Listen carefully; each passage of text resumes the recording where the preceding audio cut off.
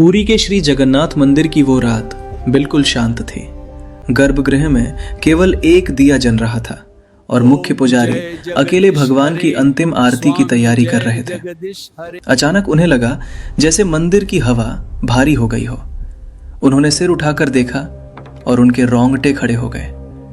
भगवान जगन्नाथ जी की विशाल आंखें जो सदियों से स्थिर थीं, पल भर के लिए झपक गईं। पुजारी का शरीर कांप उठा। हाथ से आरती की थाली छूटते छूटते बची।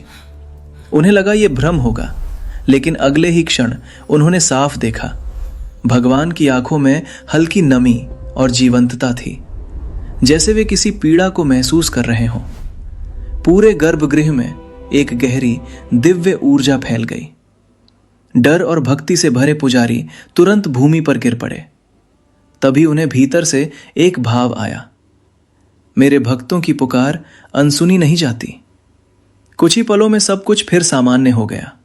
आंखें फिर स्थिर थी, दिया शांत जल रहा था, लेकिन पुजारी समझ चुके थे यह कोई सपना नहीं था।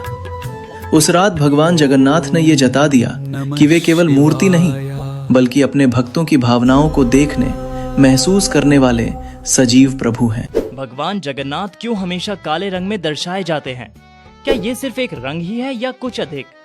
रंगों का हिंदू धर्म में एक गहरा संबंध है। हर रंग का अपना एक आध्यात्मिक महत्व है और यही रंग देवताओं के दिव्य गुणों के बारे में बताता है। अब सवाल उठता है कि भगवान जगन्नाथ का काला रंग क्या कहता है? हिंदू पौराणिक कथाओं में भगवान जगन्नाथ को भगवान कृष्ण का अवतार माना गया है। ये काला रंग उनकी व्यापक और विशाल प्रकृति का प्रतिनिधित्व करता है। ये रंग अनंत और रहस्य से जुड़ा होता है, जो कि मानव समझ के परे है। इस काले रंग को देखकर हम भगवान की अनंत शक्ति और ऊर्जा का एहसास कर सकते हैं।